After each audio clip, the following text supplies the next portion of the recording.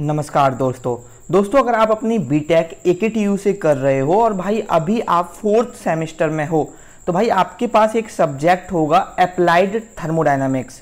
भाई अगर आपके पास अप्लाइड थर्मोडायनामिक्स है बीटेक के अंदर, आप मैकेनिकल से अपनी बीटेक कर रहे हो या किसी और ब्रांच से कर रहे हो, अगर आपके पास थर्मोडायनामिक्स है, अप्लाइड थर्मोडायनामिक्स, तो दोस्तों इस वीडियो में हम 150 plus multiple choice questions discuss करेंगे अप्लाइड थर्मोडायनामिक्स के। क्योंकि भाई इस बार से AKTU के एग्जाम ऑनलाइन होना शुरू हो गए हैं, क्योंकि भाई कोविड की वजह से इस बार सारे एग्जाम ऑनलाइन हो रहे हैं जो कि मल्टीपल चॉइस क्वेश्चन बेस्ड हैं। तो भाई अगर आप अपनी बीटेक AKTU से कर रहे हो और आपके पास अप्लाइड थर्मोडायनामिक्स सब्जेक्ट है तो ये वीडियो आपके लिए बहुत बेनिफिशियल हो सकती है। इसमें हम टोटल इंपॉर्टेंट MCQ डिटेल में बात करेंगे और भाई यहाँ से आपके पेपर में आपको बहुत ज़्यादा क्वेश्चन देखने को मिलेंगे। यह एक वीडियो आपके पूरा सिलेबस कंप्लीट करेगी। इस एक वीडियो के अंदर ही हम पूरी थर्मोडायनामिक्स कवर कर रहे होंगे। यहाँ पर मैंने 150 प्लस MCQ लिए हैं जो कि आपकी बहुत ज़्यादा हेल्प करेंगे। तो चलिए भाई वीडियो को शुरू कर लेते हैं। उससे पहले एक रिक्वेस्ट है भाई, इस चैनल को सब्सक्राइब कर लीजिए। आपके सेमेस्टर में जितने भी सब्जेक्ट हैं, अगर आप मैकेनिकल ब्रांच से हैं, सभी सब्जेक्ट के आपको इस चैनल पर MCQ देखने को मिलेंगे और भाई MCQ की वीडियो देखने को मिलेगी। और भाई अगर और भी इंजीनियरिंग से रिलेटेड मैं इन्फॉर्मेटिव वीडियो अपलोड करता हूं तो उसकी इन्फॉर्मेशन भी मिल जाएगी अगर आप इस चैनल को सब्सक्राइब कर लेंगे। तो चलिए भाई अब वीडियो को शुरू कर लेते हैं। यहाँ पर हमारा पहला क्वेश्चन ये है, when a body A is in thermal equilibrium with body V and also separately with a body C, then V and C will be in thermal equilibrium with each other। भाई इसका कहने का मतलब ये है, अगर आपकी कोई बॉडी A है, ठीक है, वो आपकी V के साथ थर्मल इक्विलिब्रियम में है अगर, और हम वहाँ पर इसके साथ एक बॉडी CV रख दें तो भाई ये बॉडी CV थर्मल इक्विलिब्रियम में हो जाएगी इन तीनों के। क्या ये स्टेटमेंट सही है या नहीं, ये आपको बताना है। तो भाई ये आपका स्टेटमेंट सही है अकॉर्डिंग टू थर्मोडायनामिक लॉ, तो ऑप्शन ए भाई ट्रू यहाँ पर हो जाएगा। नेक्स्ट क्वेश्चन देख लेते हैं, Which of the following were used as fixed point before 1954? ठीक है, the ice point, the steam point और ऑल ऑफ द मेंशन्ड या नन ऑफ द अबव। इसमें आपको राइट आंसर बताना है कि राइट आंसर क्या होगा। तो भाई यहां पर ऑप्शन सी आपका राइट हो जाएगा, all of the mentioned. Next question है भाई यहां पर, what is the standard fixed point of thermometry. Thermometry का स्टैंडर्ड फिक्स्ड पॉइंट बताना है आपको। क्या होता है, आइस पॉइंट होता है, स्टीम पॉइंट होता है या ट्रिपल पॉइंट ऑफ वाटर होता है। तो क्या होता है भाई आपको ये बताना है। तो भाई इसका आंसर होता है triple point of water. Option C भाई यहाँ पर सही हो जाएगा। नेक्स्ट क्वेश्चन देख लेते हैं भाई, all gases and vapours approaches ideal gas behaviours at. सभी गैस और वेपर आइडियल गैस बिहेव करते हैं कहाँ पर, high pressure and high density पर, लो प्रेशर लो डेंसिटी पर, या high pressure and low density पर, या लो प्रेशर और हाई डेंसिटी पर। तो आपको बताना है भाई इसका राइट आंसर क्या होगा। तो भाई low pressure and low density, option B इसका सही हो जाएगा। नेक्स्ट क्वेश्चन देख लेते हैं भाई। नेक्स्ट क्वेश्चन है, the value of ratio of the steam point temperature to the ice point temperature is. बताइए भाई, आपके पास आपके ऑप्शन है। भाई एक बार जैसे मैं बोल रहा हूँ, एक बार इन क्वेश्चंस को आप खुद मन में पढ़िए, खुद एक बार ऑप्शन देखिए, फिर खुद सोचिए कि इसका राइट आंसर क्या होगा और फिर मैं आपको इसका राइट आंसर बताता हूँ। तो भाई इसका जो राइट आंसर होगा वो होगा 1.366। ऑप्शन डी भाई यहाँ पर सही हो जाएगा। नेक्स्ट क्वेश्चन है भाई यहाँ पर, Celsius temperature of the triple point of water is. और आपको भाई ये बताना है डिग्री सेल्सियस में, ठीक है। ट्रिपल पॉइंट ऑफ वाटर का जो सेल्सियस टेम्परेचर होता है वो क्या होता है ये बताना है। तो भाई जो सेल्सियस जो आपका टेम्परेचर होता है ट्रिपल पॉइंट ऑफ वाटर पर, भाई वो होता है आपका 0.01 डिग्री सेल्सियस। ऑप्शन सी यहाँ पर आपका करेक्ट हो जाएगा। नेक्स्ट क्वेश्चन है भाई यहाँ पर आपका, which of the following is chosen as the standard thermometric substance.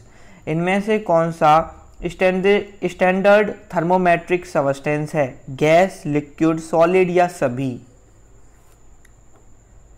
तो भाई इसका यहाँ पर राइट आंसर आपका गैस हो जाएगा, ऑप्शन ए।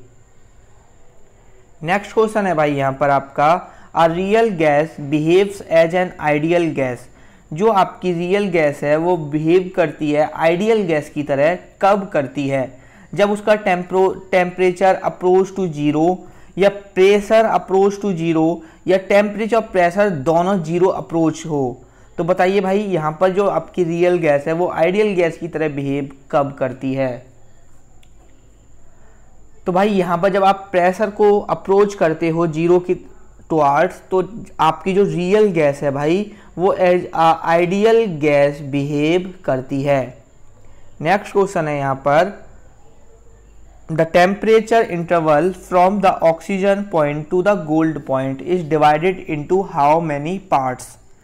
2, 3, 4 या 1? बताइए भाई इसका राइट आंसर क्या होगा?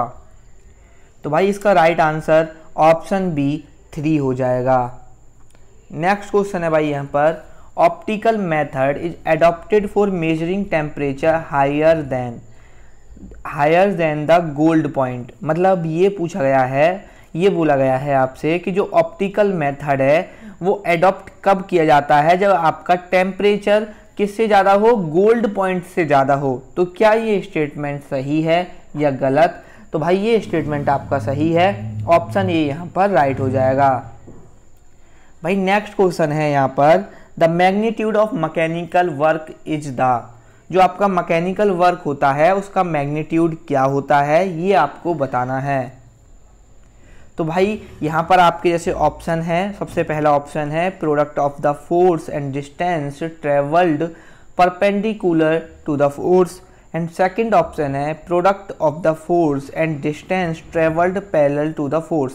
तो भाई यहाँ पर ऑप्शन बी आपका सही हो जाएगा। जो मैग्नीट्यूड होता है मैकेनिकल वर्क का वो आपका प्रोडक्ट होता है किस किस का? फोर्स का एंड डिस्टेंस ट्रेवल्ड, और डिस्टेंस ट्रेवल्ड कौन सी? जो पैरेलल टू द फोर्स। ठीक है, तो ऑप्शन बी यहाँ पर सही हो जाएगा। नेक्स्ट क्वेश्चन है भाई, work done by the system is taken to be. भाई जो वर्क डन आपके सिस्टम के द्वारा किया जाता है वो पॉजिटिव होता है या नेगेटिव होता है, ये बताना है। जैसे भाई आपका ये कोई सिस्टम है, इससे आपको कोई वर्क मिल रहा है, तो वो वर्क पॉजिटिव होता है या नेगेटिव होता है? तो भाई वो वर्क जो होता है वो आपका पॉजिटिव होता है। देखिए एक बात यहाँ पर ये रखिए कि जो सिस्टम से वर्क मिलता है वो पॉजिटिव होता है, और जो सिस्टम को हम वर्क देते हैं वो हमारा नेगेटिव होता है। जैसे कौन सा वर्क होता है जो नेगेटिव? जैसे हम सिस्टम पे अगर पंप वर्क करते हैं, वाटर को फीड करते हैं, तो हमारा कैसा वर्क होगा? वो नेगेटिव होगा। तो ये वर्क जो अगर सिस्टम के द्वारा जो हमें वर्क मिलता है वो हमारा पॉजिटिव होता है। ऑप्शन ए यहाँ पर भाई राइट हो जाएगा। नेक्स्ट क्वेश्चन है आपका, work done on the system is taken to be. जैसे कि हमने यहाँ डिस्कस किया, क्वेश्चन में ये पूछा गया है कि सिस्टम पर किया गया कार्य कैसा होता है, तो हम ऑलरेडी डिस्कस कर चुके हैं कि सिस्टम पर किया गया कार्य कैसा होता है? नेगेटिव होता है। ऑप्शन बी यहाँ पर सही हो जाएगा। नेक्स्ट क्वेश्चन है भाई, वर्क क्या है? आपने भाई देखो पढ़ा होगा पॉइंट फंक्शन, पाथ फंक्शन, तो उन्होंने ये पूछा है कि वर्क क्या होता है? पॉइंट फंक्शन होता है आपका या पाथ फंक्शन होता है? तो भाई जो आपका वर्क होता है वो पाथ फंक्शन होता है। तो यहाँ पर ऑप्शन बी भाई यहाँ पर आपका राइट हो जाएगा। नेक्स्ट क्वेश्चन है भाई, थर्मोडायनामिक प्रॉपर्टीज आर। जो आपकी थर्मोडायनामिक प्रॉपर्टीज होती हैं वो पॉइंट फंक्शन होती हैं या पाथ फंक्शन होती हैं, या वो स्टेट पर डिपेंड करती हैं, या इनमें से कोई नहीं? तो इसमें से भाई आपको बताना है कि थर्मोडायनामिक प्रॉपर्टीज कैसी होती हैं। तो भाई जो थर्मोडायनामिक प्रॉपर्टीज होती हैं वो आपकी पॉइंट फंक्शन होती हैं, ये आपको याद रखना है। और बहुत ज़्यादा इंपॉर्टेंट क्वेश्चन है भाई, पाथ फंक्शन और पॉइंट फंक्शन ये दोनों से आपसे क्वेश्चन पूछे जाते हैं। जो वर्क होता है वो आपका पाथ फंक्शन होता है, थर्मोडायनामिक प्रॉपर्टी जितनी भी होती हैं वो भाई आपकी पॉइंट फंक्शन होती हैं। नेक्स्ट क्वेश्चन है भाई यहाँ पर, the differential of point functions are. आपको डिफरेंशियल बताना है पॉइंट फंक्शन का। क्या ये परफेक्ट डिफरेंशियल होते हैं, या ये एग्जैक्ट डिफरेंशियल होते हैं, या ये दोनों होते हैं, या इनमें से कोई नहीं होता? तो भाई ये दोनों होते हैं, परफेक्ट के साथ साथ एग्जैक्ट भी होते हैं। जब एग्जैक्ट होगा तभी परफेक्ट होगा, तो आप इस तरह से याद कर सकते हैं इसे।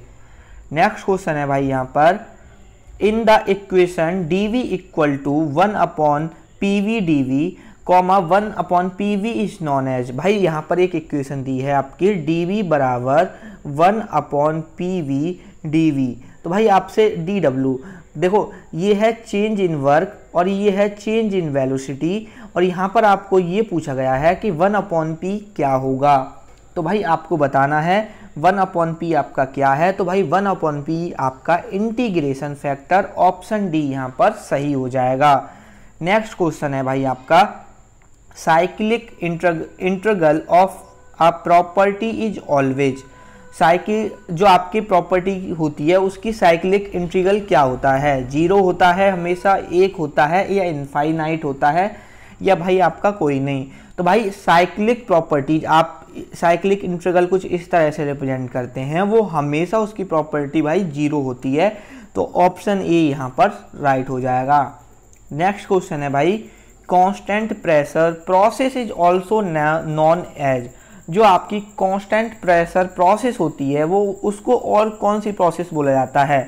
देखो आपने पढ़ा होगा constant volume process, constant pressure process, constant temperature process. तो जिसमें कांस्टेंट प्रेशर रहता है उस प्रोसेस को क्या बोलते हैं ये बताना है आपको। आपके ऑप्शन आपके सामने हैं, क्या उसको आइसोपिस्टिक प्रोसेस बोलते हैं, या आइसोबारिक प्रोसेस बोलते हैं, या भाई दोनों बोलते हैं, या दोनों में से कुछ नहीं बोलते।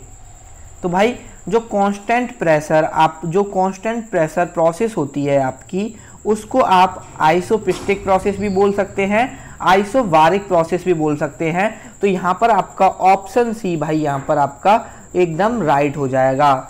नेक्स्ट क्वेश्चन डिस्कस कर लेते हैं। नेक्स्ट क्वेश्चन है आपका, work done in a quasi static process.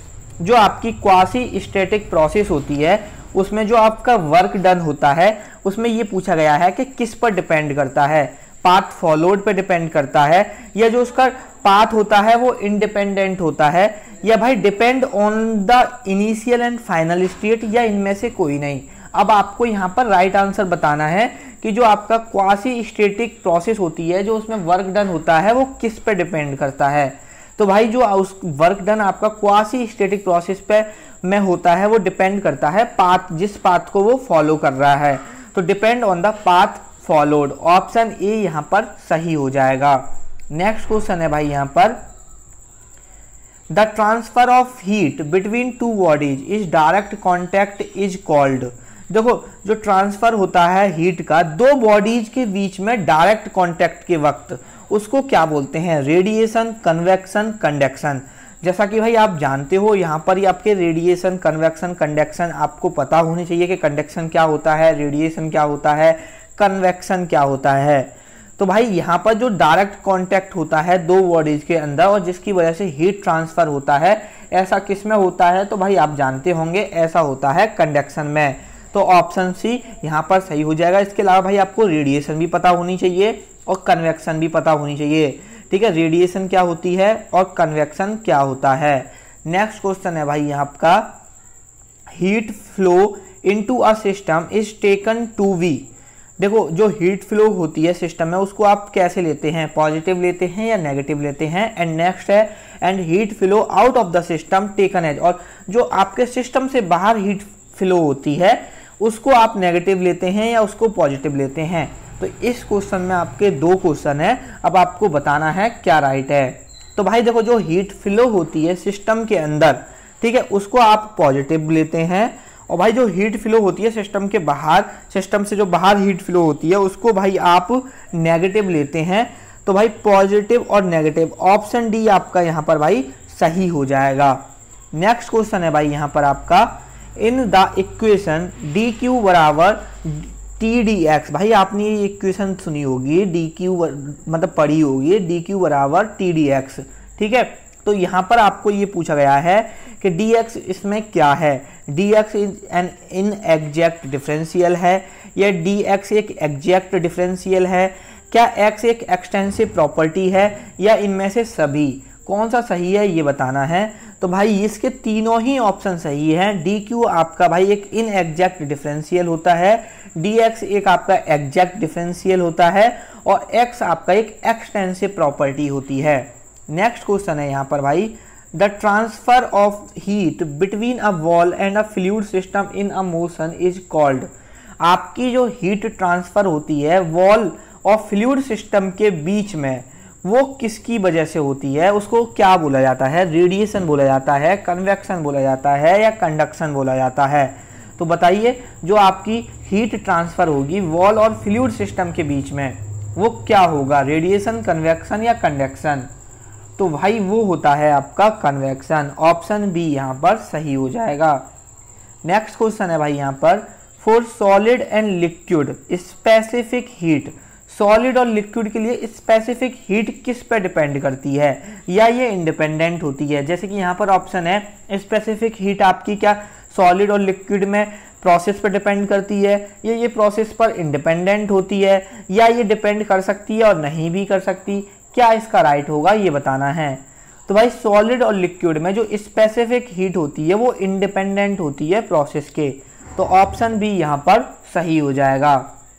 Next question है भाई यहाँ पर, the specific heat of the substance is defined as the amount of heat required to raise a unit mass of substance through a unit rise in temperature.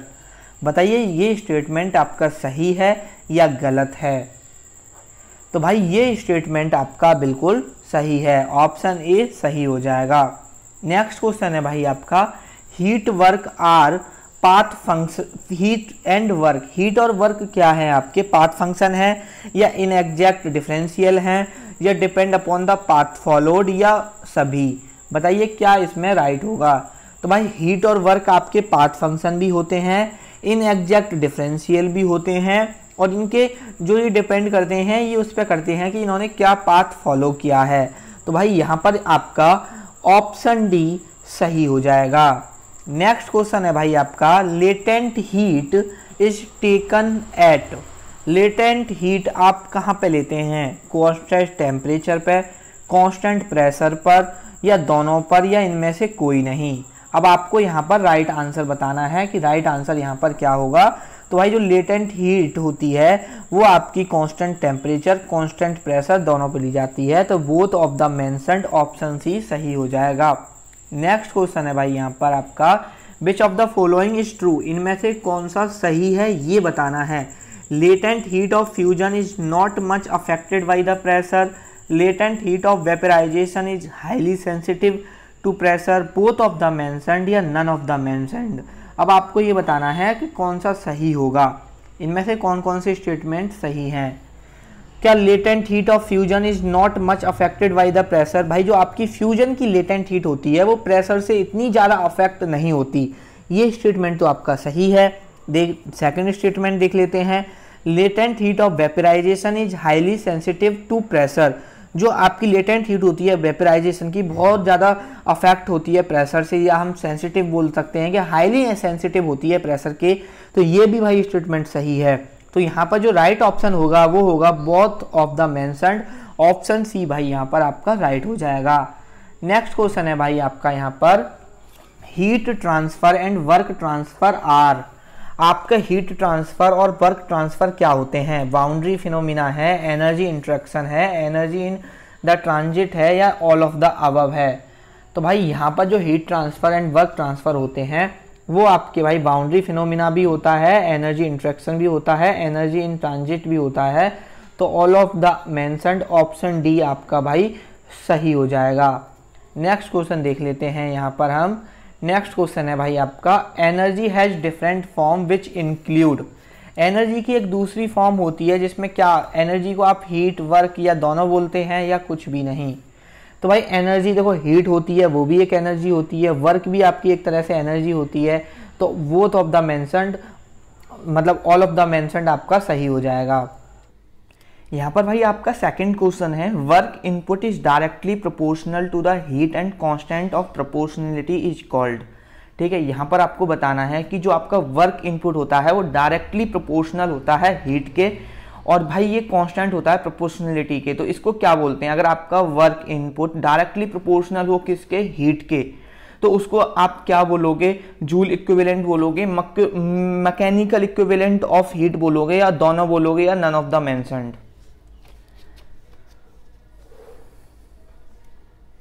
तो भाई यहाँ पर जो इसका राइट आंसर है वो आप इसको जूल इक्विवेलेंट और मैकेनिकल इक्विवेलेंट ऑफ हीट दोनों बोलते हैं। तो आपका राइट आंसर यहाँ पर all of the mentioned option C सही हो जाएगा। नेक्स्ट क्वेश्चन देख लेते हैं भाई। नेक्स्ट क्वेश्चन है आपका यहाँ पर, the value of constant of proportionality J has the value. आपकी भाई ये बताना है कि जो वैल्यू होती है प्रोपोर्शनलिटी जे की वो क्या होती है, 1 होती है, 0 होती है, -1 होती है, या इन्फिनिटी होती है, ये आपको बताना है। तो भाई जो प्रोपोर्शनलिटी जे होता है उसकी जो वैल्यू होती है आपकी वो 1 होती है भाई, ठीक है, ये कांस्टेंट वैल्यू होती है एक। तो इसकी ऑप्शन ए यहाँ पर राइट हो जाएगा। नेक्स्ट क्वेश्चन है भाई यहाँ पर, it was joule who first established that heat is form of energy and thus laid the foundation of first law of thermodynamics। क्या ये स्टेटमेंट सही है या गलत? ये जूल थे जिन्होंने सबसे पहले किसको इस्टेब्लिश किया था, उन्होंने बताया था कि हीट एक एनर्जी की फॉर्म है और इसीलिए उन्होंने first law of thermodynamics foundation की थी, मतलब फर्स्ट लॉ ऑफ थर्मोडायनामिक्स दिया था। तो भाई ये बिल्कुल सही है, ठीक है, ऑप्शन ए आपका सही हो जाएगा। नेक्स्ट क्वेश्चन है भाई यहाँ पर, which of the following represent the energy in storage। ठीक है, स्टोरेज में जो एनर्जी स्टोर होती है उसको क्या बोलते हैं, heat, work, internal energy, none of the mentioned. भाई देखिए, अगर आपका कोई एक सिस्टम है या कोई एक आपका यहाँ पर कुछ सिस्टम मान लीजिए, अगर आप इसमें एनर्जी दे रहे हो और इसमें जो एनर्जी है वो स्टोर होती है ना, एक टाइम के बाद ये कुछ रिएक्ट करेगी, लेकिन कुछ टाइम तक बिल्कुल इसमें कोई रिएक्शन नहीं होता, इसका मतलब वो इंटरनल एनर्जी उसकी चेंज हो रही होती है। तो जो एनर्जी होती है वो किस में स्टोर हो रही होती है, वो इंटरनल एनर्जी में स्टोर हो रही होती है, इंटरनल एनर्जी बोलते हैं उसे, ठीक है। तो यहाँ पर ऑप्शन सी आपका सही हो जाएगा। नेक्स्ट क्वेश्चन है भाई, first law of thermodynamics. First law of thermodynamics के अकॉर्डिंग कौन सी इक्वेशन सही है ये आपको बताना है। तो भाई यहाँ पर फर्स्ट लॉ ने ये बोला था कि जो आपकी हीट होती है वो भाई चेंज इन आपकी इंटरनल एनर्जी प्लस आपका जो वर्क होता है उसके इक्वल होती है, ठीक है। तो यहाँ पर आपका ऑप्शन बी Q बराबर डेल्टा E प्लस W सही हो जाएगा। नेक्स्ट क्वेश्चन है आपका, which the expression sigma W, sigma का मतलब होता है भाई समीशन, जितना ही वर्क हुआ है सबका समीशन, ठीक है, और यहाँ पर इक्वल टू आपका Q साइकिल, Q मतलब हीट, ठीक है, summation of heat cycle applies only to system undergoing cycle, ठीक है। तो यहाँ पर ये पूछा गया है कि ये एक्सप्रेशन सिर्फ जब अप्लाई कर सकते हैं जब हमारा सिस्टम किस में हो, साइक्लिक प्रोसेस में हो। तो क्या ये स्टेटमेंट सही है या गलत है ये आपको बताना है। तो भाई ये स्टेटमेंट आपका सही है, तो यहाँ पर ऑप्शन ए सही हो जाएगा। नेक्स्ट क्वेश्चन है भाई यहाँ पर, विच of the following is the first law for a close system undergoing cycle. ठीक है, आपको फर्स्ट लॉ की इक्वेशन बतानी है क्लोज सिस्टम के लिए, अगर वो साइक्लिक सिस्टम है, ठीक है, तो क्या होगी वो बताना है आपको। तो भाई यहां पर जो होती है वो होती है आपकी चेंज इन वर्क, कांस्टेंट आता है आपका, और भाई यहां पर इंटीग्रेशन और आपकी चेंज इन हीट, ये इक्वेशन होती है। तो यहां पर आपका ऑप्शन सी सही हो जाएगा। नेक्स्ट क्वेश्चन है भाई आपका, which of the following and we considered as the definition of energy. इसमें से बताना है कि कौन सी एनर्जी की डेफिनेशन है, Q बराबर डेल्टा E प्लस W या Q minus W equal to delta E, first law of thermodynamics या ऑल ऑफ द अबव।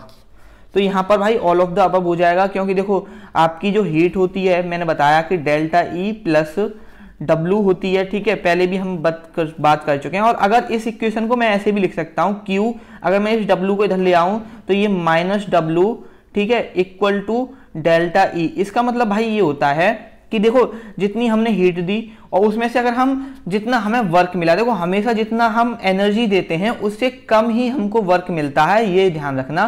तो हमने जैसे इसको इतनी एनर्जी दी और उसमें से हमें कुछ वर्क मिला और जितना कम हुआ जैसे अगर आपने 5 जूल हीट दी थी, एनर्जी दी थी, और आपको 3 जूल काम वर्क मिला, तो 2 जूल जो हुआ वो आपका कहाँ गया, चेंज इन इंटरनल एनर्जी। ठीक है, ये ध्यान रखना। तो और फर्स्ट लॉ ऑफ थर्मोडायनामिक्स की इक्वेशन भी यही होती है, तो भाई इसलिए आपका डी ऑप्शन सही हो जाएगा। नेक्स्ट क्वेश्चन है भाई आपका, the first law of thermodynamics gives only the changes on energy delta E for the process. क्या ये स्टेटमेंट सही है या गलत, आपको बताना है। तो भाई ये स्टेटमेंट आपका सही है। नेक्स्ट क्वेश्चन है भाई, the enthalpy of a substance denoted by H is defined as. देखो एंथैल्पी आपको पता है, आप H से रिप्रेजेंट करते हैं, ठीक है। उसको आप कैसे, उसकी इक्वेशन क्या होती है, एंथैल्पी को कैसे डिफाइन करोगे, ये बताना है आपको। तो भाई जो एंथैल्पी की इक्वेशन होती है वो होती है H equal to U plus PB। तो ये आप याद रखना, बहुत इंपॉर्टेंट इक्वेशन है भाई। तो यहां पर आपका ऑप्शन बी भाई सही हो जाएगा। नेक्स्ट क्वेश्चन है, in a constant volume pressure process internal energy changes is equal to. आपकी जो कांस्टेंट वॉल्यूम प्रोसेस होती है उसमें जो इंटरनल एनर्जी चेंज होती है वो किसके बराबर होती है। देखो आपकी कोई प्रोसेस है जो कि कांस्टेंट वॉल्यूम प्रोसेस है, ठीक है, और उसमें जो चेंज इन इंटरनल एनर्जी है, अगर आपकी इंटरनल एनर्जी में कुछ चेंज हो रहा है वो किसके बराबर होता है, हीट ट्रांसफर्ड के बराबर, वर्क डन के बराबर, या जीरो, या नन ऑफ द मेंशन्ड के बराबर, ये भाई आपको बताना है। तो भाई वो चेंज इन इंटरनल एनर्जी होता है वो हीट ट्रांसफर्ड के इक्वल होता है अगर हमारी कांस्टेंट वॉल्यूम प्रोसेस है। नेक्स्ट क्वेश्चन है भाई, for an ideal gas enthalpy become. आपकी आइडियल गैस के लिए एंथैल्पी क्या होती है, जैसे हमने नॉर्मल बात करी थी, H इक्वल टू हमारा क्या होता है, U प्लस PB, ठीक है। अब यहां पर पूछा गया है कि एंथैल्पी एक आइडियल गैस के लिए बताइए, तो आइडियल गैस के लिए होती है भाई H equal to U plus RT, ठीक है, आप ये ध्यान रखना। नेक्स्ट क्वेश्चन है भाई हमारा, यहां पर आपका कौन सा सही हो जाएगा, सी ऑप्शन भाई सही हो जाएगा। नेक्स्ट क्वेश्चन है भाई आपका, enthalpy is an intensive property of a system. Enthalpy एक इंटेंसिव प्रॉपर्टी है भाई। आपने देखो प्रॉपर्टी दो प्रकार की होती हैं, एक आपकी इंटेंसिव प्रॉपर्टी होती है और एक आपकी एक्सटेंसिव प्रॉपर्टी होती है। तो आपको ये बताना है कि एंथैल्पी आपकी इंटेंसिव प्रॉपर्टी है या नहीं है। तो भाई एंथैल्पी आपकी इंटेंसिव प्रॉपर्टी होती है, तो ऑप्शन ए यहाँ पर सही हो जाएगा। नेक्स्ट क्वेश्चन है भाई, heat transferred at constant pressure the enthalpy of system. अगर आप हीट को ट्रांसफर करते हो एक कांस्टेंट प्रेशर पर, तो एंथैल्पी क्या होगी आपकी, बढ़ेगी, कम होगी, या पहले कम होगी फिर बढ़ेगी, या पहले बढ़ेगी फिर कम होगी। ये आपके चार ऑप्शन है। तो भाई अगर आप हीट को ट्रांसफर कर रहे हो कांस्टेंट प्रेशर पर, तो जो आपकी एंथैल्पी होती है वो हमेशा भाई बढ़ती है, तो ये ध्यान रखना। नेक्स्ट क्वेश्चन है भाई, the enthalpy of N ideal gas depends only on the temperature. जो एंथैल्पी होती है आइडियल गैस की वो डिपेंड किस पे करती है, टेम्परेचर पर, ये आपको बताना है। तो भाई ये बिल्कुल सही है। आपकी जो एंथैल्पी होती है आइडियल गैस की वो किस पे डिपेंड करती है, जैसे कि हमने अभी इक्वेशन पढ़ी H equal to U plus RT, ठीक है। तो R आपका कांस्टेंट रहता है और जो ये डिपेंड करती है ये टेम्परेचर पर डिपेंड करती है। अगर टेम्परेचर बढ़ेगा तो एंथैल्पी बढ़ेगी, टेम्परेचर कम होगा तो एंथैल्पी कम होगी। नेक्स्ट क्वेश्चन देख लेते हैं, total enthalpy of a system H is given by, H बराबर H अपॉन H, H बराबर H अपॉन M, H बराबर M अपॉन H, H बराबर MH। क्या आंसर होगा यहाँ पर ये बताना है। तो 7 का H बराबर MH आंसर हो जाएगा, तो आपका सी ऑप्शन भाई सही हो जाएगा। नेक्स्ट क्वेश्चन है भाई यहाँ पर, the enthalpy and internal energy are the function of temperature. Enthalpy और जो इंटरनल एनर्जी होती है वो टेम्परेचर के फंक्शन होते हैं। क्या ये जो एंथैल्पी और जो इंटरनल एनर्जी होते हैं वो फंक्शन होते हैं टेम्परेचर के, किसके लिए, स्टीम के लिए, गैस के लिए, वाटर के लिए, या सभी के लिए, ये आपको बताना है। तो भाई यहाँ पर जो इसका राइट आंसर हो जाएगा वो आइडियल गैस हो जाएगा, ऑप्शन डी आपका राइट हो जाएगा। नेक्स्ट क्वेश्चन है यहाँ पर, change in enthalpy of a system is due to heat supplied at. देखो जो आपकी एंथैल्पी में चेंज होता है, किसी भी सिस्टम की एंथैल्पी में जो चेंज होता है वो हीट सप्लाइड की वजह से होता है। कब होता है?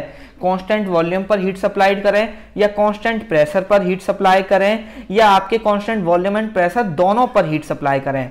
तो भाई इसका जो राइट आंसर है वो है कांस्टेंट प्रेशर। अगर आप कांस्टेंट प्रेशर पर हीट सप्लाइड करते हो तो सिस्टम की एंथैल्पी पे चेंजेस आते हैं।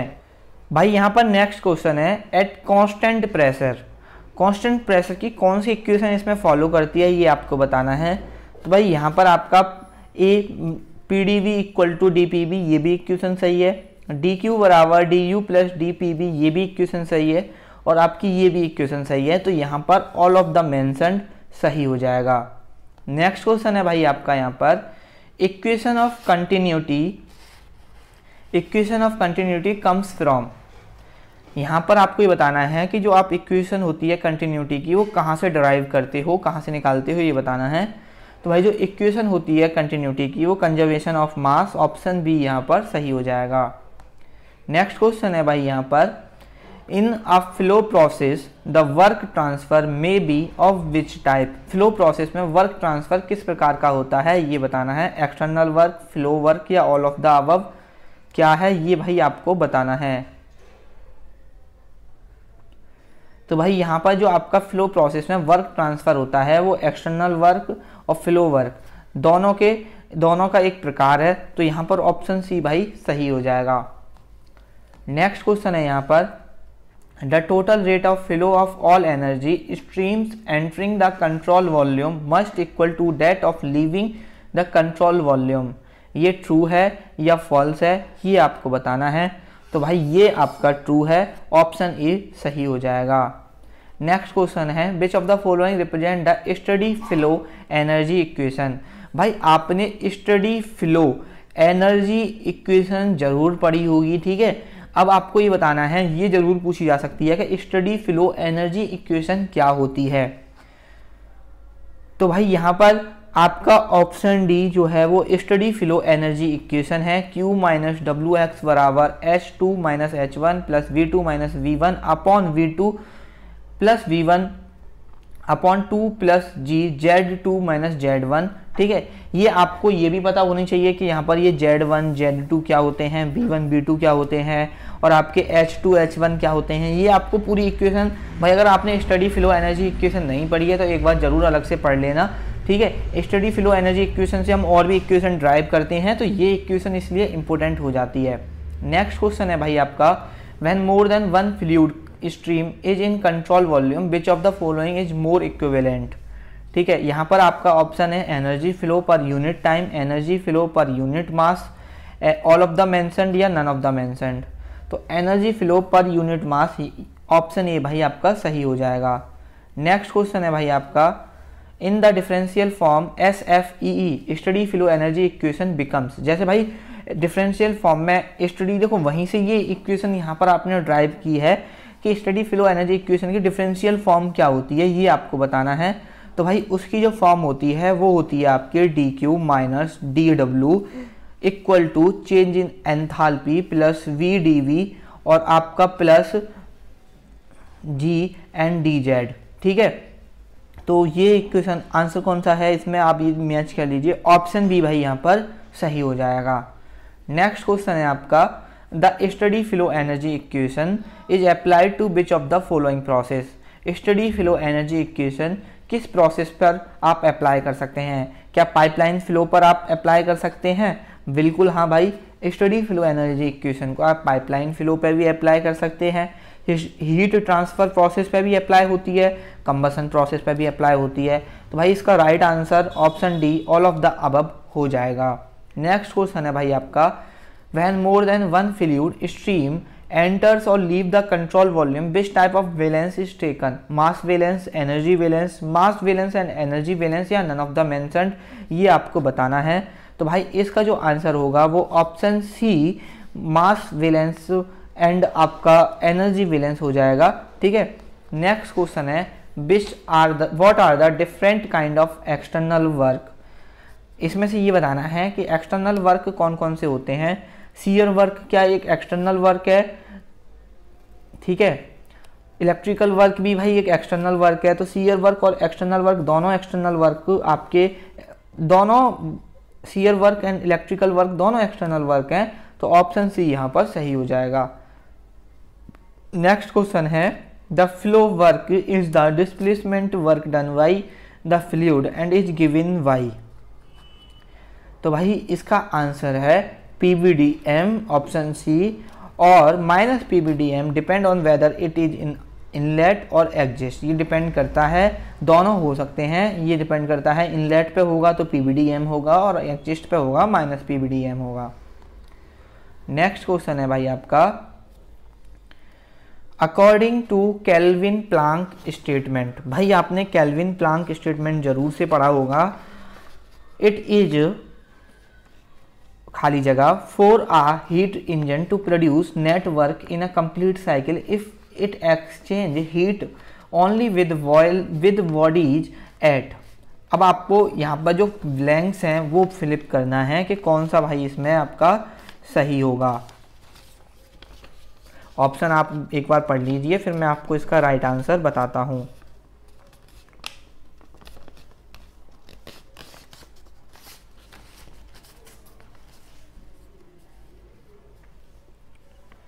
तो भाई यहाँ पर ये है according to the Kelvin Planck statement it is impossible, ठीक है, for a heat engine to produce net cycle. यहाँ पे भाई सबसे पहले आपका इम्पॉसिबल आएगा, ठीक है। इसमें ये नामुमकिन है कि आप हीट इंजन से पूरा नेटवर्क इन एक साइकिल में पूरा नेटवर्क प्रोड्यूस करा सकें if it exchange heat only with bodies at single fixed temperature.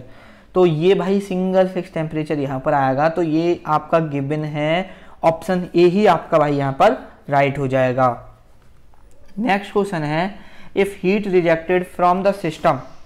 अगर आपकी हीट रिजेक्टेड होती है सिस्टम से Q2, ठीक है, आपका जो Q2 होगा वो 0 होगा। अगर 0 है तो भाई नेटवर्क आपका Q1 एंड एफिशिएंसी 1 होगी। Heat is exchange only with one reservoir भाई आपने इस तरह से जो आप डायग्राम बनाते थे, आप ये इस तरह से जो आप डायग्राम बनाते हैं, आपके ये रिजर्वियर होते हैं, ठीक है, ये और ये आपके, ठीक है, ये सोर्स होता है आपका और ये सिंक होता है। तो भाई यहाँ पर आपके it violate the Kelvin Planck statement, ये केल्विन प्लांक स्टेटमेंट को वायलेट करेगा। हाँ भाई, क्योंकि आपकी एफिशिएंसी कभी 1 नहीं हो सकती, ठीक है। जैसे यहाँ पर आप Q2 अगर 0 कर देंगे ना तो हीट रिजेक्टेड ही नहीं होगी। उसका मतलब है कि आपकी जो देखो, मैं एक बार दोबारा आप इस डायग्राम से ही समझ लीजिए। एक आपका ये सिस्टम है, आपका यहाँ पर सोर्स टेम्परेचर है, यहाँ पर ये आपकी सिंक टेम्परेचर है, और भाई यहाँ पर आपकी जो एफिशिएंसी आ रही है, वर्क जितना आप हीट दे रहे हो ना, Q1 जो है यहाँ पर आपका जो वर्क आ रहा है, आपका W जो आ रहा है, यहाँ पर भाई जो यहाँ पर जो सिंक टेम्परेचर है या जो आपका आउटपुट है वो 0 है। बिल्कुल ऐसा मुमकिन ही नहीं है कि आप हीट को टोटली कन्वर्ट कर दो वर्क में, ठीक है। तो ये तो इसके सही हो जाएंगे, लेकिन भाई ये केल्विन प्लांक स्टेटमेंट को भी वायलेट करेगा। तो ऑप्शन सी भी सही हो जाएगा, इसलिए इसका ऑल ऑफ द मेंशन्ड हो जाएगा। और भाई ऐसा करना इम्पॉसिबल है, ये किसने बोला था? केल्विन प्लांक ने। और भाई ऐसा रियल में भी नहीं हो सकता है। आप PMM2 perpetual motion machine second is possible, क्या भाई PMM2 पॉसिबल है? आपको ये बताना है। तो भाई परपेचुअल मोशन मशीन एक आइडियल मशीन है, चाहे 1 हो या 2, ये रियल में पॉसिबल है ही नहीं। तो इसका आंसर फॉल्स, डी ऑप्शन सही हो जाएगा। नेक्स्ट क्वेश्चन है भाई यहाँ पर a heat engine has to exchange heat with energy reservoir at different temperature to produce net work in the complete cycle. अब आपको बताना है कि क्या इसका राइट आंसर होगा। तो भाई इसका राइट आंसर है a heat engine has to exchange heat with one energy reservoir at 2 different temperature. जैसे मैंने बताया कि देखो यहाँ पर एक टेम्परेचर होगा, यहाँ पर कोई सिस्टम होगा और नीचे दूसरा टेम्परेचर होगा, ठीक है। तो यहाँ पर आपके 2 टेम्परेचर होंगे, तभी पॉसिबल है कि आप नेटवर्क को एक कंप्लीट साइकिल में प्रोड्यूस कर पाओ। तो आपका ऑप्शन बी भाई 1 और 2 सही हो जाएगा। नेक्स्ट क्वेश्चन है the second law is not a deduction of the first law. क्या ये सही है स्टेटमेंट या गलत है, ये बताना है आपको। तो भाई ये स्टेटमेंट आपका सही है। नेक्स्ट क्वेश्चन है the continual operation of a machine that create its own energy and thus violate the first law is called perpetual motion machine second, या परपेचुअल मोशन मशीन फर्स्ट, या PMM0, या none of the mentioned. कौन सा भाई यहाँ पे सही है? तो भाई देखिए यहाँ पर आपकी perpetual motion machine of zero तो कोई मशीन है ही नहीं, ये PMM1 और PMM2 है।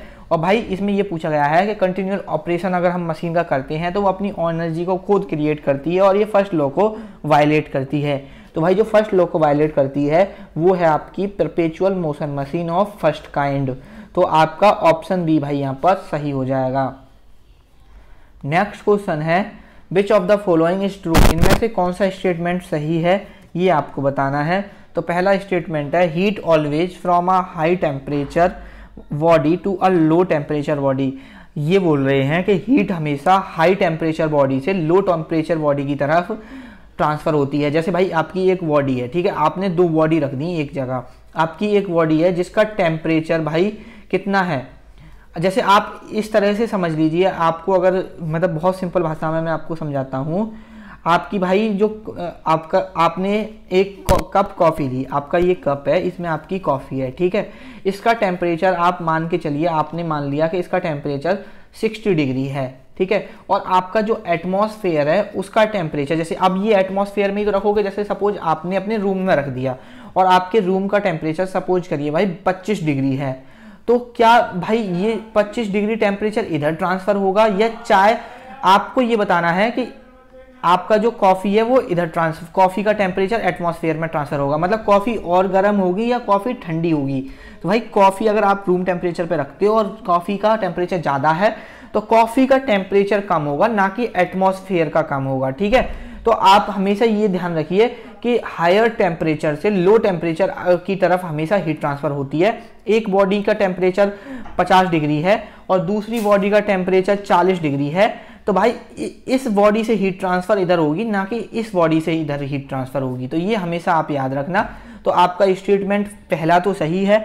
दूसरा है heat always from a low temperature body to higher temperature, तो भाई ये गलत हो जाएगा। तो ये गलत है तो मतलब सभी फिर गलत ही हो जाएंगे, ऑप्शन ए आपका सही हो जाएगा। नेक्स्ट क्वेश्चन है भाई according to Clausius statement. Clausius statement के अकॉर्डिंग आपको बताना है कि कौन सा सही है कौन सा गलत है, ये आपको बताना है। तो भाई क्लॉसियस स्टेटमेंट के according it is impossible to construct a device that can transfer heat from a cooler body to a hotter body without any effect. Clausius statement ने यह कहा था ऐसा डिवाइस कंस्ट्रक्ट करना इम्पॉसिबल है जो कि हीट को ट्रांसफर कर सके कूलर बॉडी से हॉटर बॉडी में। मतलब आप समझ रहे हो ना, अभी मैंने जो समझाया ये वही स्टेटमेंट है कि जैसे कि देखो भाई एक आपकी हॉट बॉडी है, ठीक है, ये मैंने हॉट बॉडी मान ली, ये मैंने कोल्ड बॉडी मान ली। तो भाई ऐसा हो ही नहीं सकता कि कोल्ड बॉडी का टेम्परेचर हॉट बॉडी में ट्रांसफर हो, मतलब कोल्ड बॉडी से हीट आपकी हॉट बॉडी में ट्रांसफर हो, ऐसा नहीं हो सकता। जो गर्म चीज है वो ठंडी होगी, ना कि ठंडी चीज गर्म चीज को और गर्म कर सकती है। ये तो भाई आप रियल लाइफ एग्जाम्पल है, तो आप इसको तो बहुत आराम से समझ रहे होंगे। तो ऑप्शन ए भाई यहाँ पर सही हो जाएगा। नेक्स्ट क्वेश्चन है if the second law were not true. अगर सेकेंड लॉ सही ना हो तो कौन सा स्टेटमेंट इसमें से सही हो सकता है, वो आपको बताना है। A ship could be driven by extracting heat from the ocean, कि जो शिप है वो आप ओशन से हीट को एक्सट्रैक्ट करके भी चला सकते हैं। तो अगर सेकेंड लॉ को अगर वायलेट कर देते हैं, अगर सेकेंड लॉ सही नहीं होता है तो भाई ऐसा पॉसिबल है। और दूसरा run a power plant by extracting heat from the air, ऐसा भी पॉसिबल है, ठीक है। अगर सेकंड लॉ ट्रू ना हो, लेकिन भाई ऐसा रियल लाइफ में नहीं है ना, अगर ऐसा पॉसिबल हो जाए तो फिर तो बहुत सारी चीजें पॉसिबल हो जाए। फिर तो इंसान को बाइक गाड़ी वगैरह चलाने के लिए भी पेट्रोल डीजल की जरूरत नहीं पड़े, पानी से भाई आप अपना व्हीकल्स को चला सकते हैं। वाटर से व्हीकल्स को हम क्यों नहीं चला सकते, क्योंकि एक सेकंड लॉ है और उसे वायलेट नहीं कर सकते। वायलेट मतलब वो क्या ही नहीं जा सकता, ऐसा इम्पॉसिबल है कि हम ऐसा कुछ क्रिएट कर दें। आपने एक इक्वेशन भी पढ़ी होगी, energy neither be created nor be destroy, it can be transfer from one form to another form. Energy को ना तो आप क्रिएट कर सकते हो ना ही आप डिस्ट्रॉय कर सकते हो, सिर्फ आप इतना कर सकते हो कि एक फॉर्म से दूसरी फॉर्म में चेंज कर सकते हो। तो यहाँ पर भाई आपका ऑप्शन सी सही हो जाएगा।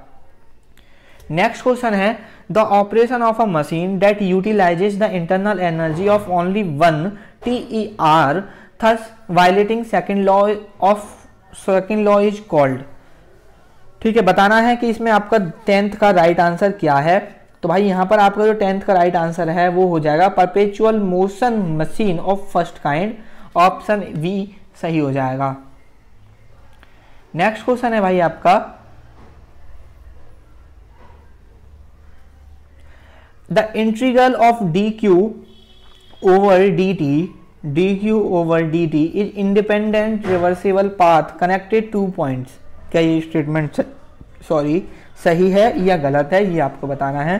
तो भाई ये स्टेटमेंट आपका बिल्कुल सही है, ऑप्शन ए सही हो जाएगा। नेक्स्ट क्वेश्चन है भाई integral of dq over t of a reversible path is given by.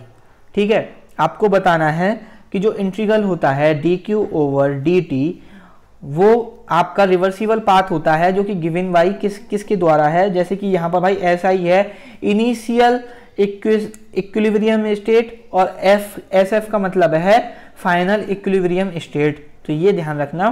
तो भाई यहाँ पर अब आपको बताना है कि कौन सा राइट आंसर हो जाएगा आपका। तो भाई यहाँ पर जो राइट आंसर होगा आपका वो SF माइनस SI। ठीक है, फाइनल में से आप इनिशियल को माइनस करोगे। ठीक है, तो यहाँ पर आपका बी ऑप्शन भाई सही हो जाएगा। नेक्स्ट क्वेश्चन है एंट्रोपी इज आ। एंट्रोपी क्या है? पाथ फंक्शन है और साथ में इंटेंसिव प्रॉपर्टी है। क्या एंट्रोपी पाथ फंक्शन है या एक्सटेंसिव प्रॉपर्टी है? क्या एंट्रोपी आपकी पॉइंट फंक्शन है और इंटेंसिव? भाई ये आप ऑप्शन देख सकते हैं, इसका आपको राइट आंसर बताना है। तो भाई जो आपकी एंट्रोपी होती है वो भाई आपका, अगर हम इसको एक्सप्लेन करें तो ये भाई आपकी एक तो पॉइंट फंक्शन होती है। ठीक है, साथ में ये एक्सटेंसिव प्रॉपर्टी होती है। तो यहाँ पर एंट्रोपी आपकी क्या है? पाथ फंक्शन है, पॉइंट फंक्शन है और साथ में आपकी एक्सटेंसिव प्रॉपर्टी है। ये कौन सा ऑप्शन में गिवन है वो देख लीजिए, path function, intensive property. Option D भाई आपका पॉइंट फंक्शन और एक्सटेंसिव प्रॉपर्टी सही हो जाएगा। नेक्स्ट क्वेश्चन है specific entropy is given by. Specific entropy किसके द्वारा गिवन होती है ये बताना है। तो और भाई यहाँ पर देखो, यहाँ पर जो आपका एम है वो आपका क्या है? वो भाई आपका मास है और एंट्रोपी क्या है? आपकी एस है। तो आपका जो स्पेसिफिक एंट्रोपी होती है भाई, ठीक है, स्पेसिफिक एंट्रोपी जो होती है वो बताना है क्या होती है। तो स्पेसिफिक एंट्रोपी होती है भाई एंट्रोपी अपॉन मास। अगर आप एंट्रोपी को मास से डिवाइड कर दोगे तो आपकी स्पेसिफिक एंट्रोपी निकल आएगी। नेक्स्ट क्वेश्चन है भाई यहाँ पर for any process which is undergone by a system. Option बताना है कि कौन सा यहाँ पर सही है और कौन सा गलत है। तो भाई यहाँ पर आपका dq over t greater than और इक्वल टू किसके बराबर होता है? ds के। तो यहाँ पर ऑप्शन भी आपका सही हो जाएगा। नेक्स्ट क्वेश्चन है for a reversible process. Reversible process के लिए बताना है कौन सी इक्वेशन सही होगी। तो भाई रिवर्सिबल प्रोसेस के लिए जो इक्वेशन होती है वो होती है आपकी ds बराबर dq ओवर t। इसका मतलब आपका ऑप्शन ए सही हो जाएगा। नेक्स्ट क्वेश्चन है for an irreversible process. Irreversible process की इक्वेशन क्या होती है ये भी बताना है। तो भाई इरिवर्सिबल प्रोसेस होती है आपकी ds greater than dq over t। भाई ये सारी इक्वेशन आप याद रखना, बहुत ज़्यादा इंपॉर्टेंट इक्वेशन है। नेक्स्ट क्वेश्चन है भाई for two different path between same point entropy changes depend on path taken different same या नन ऑफ द मेंशन्ड। कौन सा ऑप्शन सही है ये आपको बताना है। तो भाई आपका यहाँ पर जो आपके दो डिफरेंट पाथ होते हैं बिटवीन सेम पॉइंट, उसमें जो एंट्रोपी होती है भाई वो चेंज नहीं होती है, वो आपकी सेम रहती है या अलग अलग भी नहीं होती है। नेक्स्ट क्वेश्चन है भाई for the general case we can write. आप जनरल केस के लिए क्या आप लिख सकते हैं, कौन सी स्टेटमेंट यहाँ पर सही है वो बताना है, कौन सी इक्वेशन सही है। तो भाई आपका entropy final minus entropy initial greater होता है dq ओवर t से। तो ये भाई आपका ऑप्शन बी में इक्वेशन गिवन है। तो ऑप्शन बी आपका सही हो जाएगा। नेक्स्ट क्वेश्चन है भाई आपका, when two equilibrium state are infinitesimally near dq/t बराबर ds या dq/t ग्रेटर देन ds, क्या है ये? तो भाई dq/t अपॉन ds, ये आपकी इक्विलिब्रियम स्टेट होती है जब आपके दो आपके इक्विलिब्रियम स्टेट, जब आपकी दो इक्विलिब्रियम स्टेट कहाँ हो, इनफिनाइट होती हैं, तब ये आपकी इक्वेशन फॉलो होती है। नेक्स्ट क्वेश्चन देख लेते हैं। नेक्स्ट क्वेश्चन है, when we obtain useful work during a process in which a finite system undergoing a change of system state, when should that process terminate? आपके ऑप्शन आपके सामने है, आपको राइट आंसर भाई बताना है। तो भाई यहाँ पर when the pressure of a system equal to the pressure of surrounding, ये स्टेटमेंट भी सही है। When the temperature of system equal to the temperature of surrounding, ये भी इक्वेशन आपकी भाई बिल्कुल सही है। नेक्स्ट है, when the system has reached the dead state, ये भी सही है। तो इसका मतलब option D all of the mentioned सही हो जाएगा। नेक्स्ट क्वेश्चन है भाई, the availability of a given system is defined as the work that is obtainable in a process in which system comes to equilibrium with its surrounding. आपको बताना है कि कौन सा स्टेटमेंट सही है। तो भाई the ability of a given system is defined as the when maximum useful work that is obtainable, तो यहाँ पर जो राइट आंसर होगा वो option B maximum useful work. Next question है, availability is a composite property, जो आपकी ability होती है वो एक कंपोजिट प्रॉपर्टी होती है। क्या ये स्टेटमेंट सही है या गलत है, ये आपको बताना है। तो अवेलेबिलिटी भाई आपकी एक कंपोजिट प्रॉपर्टी होती है, ये स्टेटमेंट आपका बिल्कुल सही है। नेक्स्ट क्वेश्चन है, availability function for a steady flow system is given by, बताइए कौन सी इक्वेशन सही है।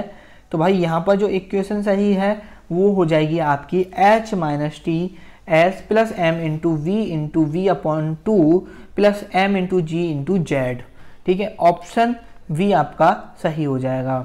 नेक्स्ट क्वेश्चन है, the ability function for a close system is given by, आपको क्लोज सिस्टम की एबिलिटी का फंक्शन बताना है कि कौन सी इक्वेशन होती है। तो भाई उसकी इक्वेशन होती है u plus P V minus T S, तो ऑप्शन डी आपका सही हो जाएगा। नेक्स्ट क्वेश्चन है, which of the following is true for internal combustion engine, इनमें से कौन सा स्टेटमेंट इंटरनल कंबसन इंजन के लिए ट्रू है, ये बताना है। तो पहला स्टेटमेंट है, reactant are in a pressure and temperature equilibrium with the surrounding, ये ऑप्शन सही है भाई। नेक्स्ट है, the product are in a pressure and temperature equilibrium with the surrounding, ये भी ऑप्शन सही है। तो भाई आपके ऑप्शन ए और बी दोनों सही हैं। नेक्स्ट क्वेश्चन है, the Helmholtz function f is given by u minus T S, U plus T S, minus U minus T S या minus U plus T S, क्या सही होगा ये बताना है। तो भाई इसका जो राइट इक्वेशन होगी वो होगी u माइनस टी एस, तो ऑप्शन ए भाई यहाँ पर राइट हो जाएगा। ठीक है, नेक्स्ट क्वेश्चन देख लेते हैं भाई, विच of the following statement is true, इनमें से कौन सा स्टेटमेंट आपका सही है, ये आपको बताना है। कि maximum work is done when process is reversible, कि मैक्सिमम वर्क जब ले सकते हैं जब आपकी प्रोसेस कैसी हो, रिवर्सिबल हो। If the process is irreversible work is less then the maximum, अगर आपकी प्रोसेस भाई रिवर्सिबल है तो वर्क हमेशा जितना आप मैक्सिमम ऑब्टेन कर सकते हैं उससे कम ही रहेगा। और नेक्स्ट है आपका W ग्रेटर और equal to F1 minus F2, यहाँ पर आपकी ये तीनों इक्वेशन सही हैं, option A, option B, option C तीनों सही हो जाएंगे। तो ऑल ऑफ द मेंशन्ड आपका भाई डी ऑप्शन सही हो जाएगा। एक मिनट भाई,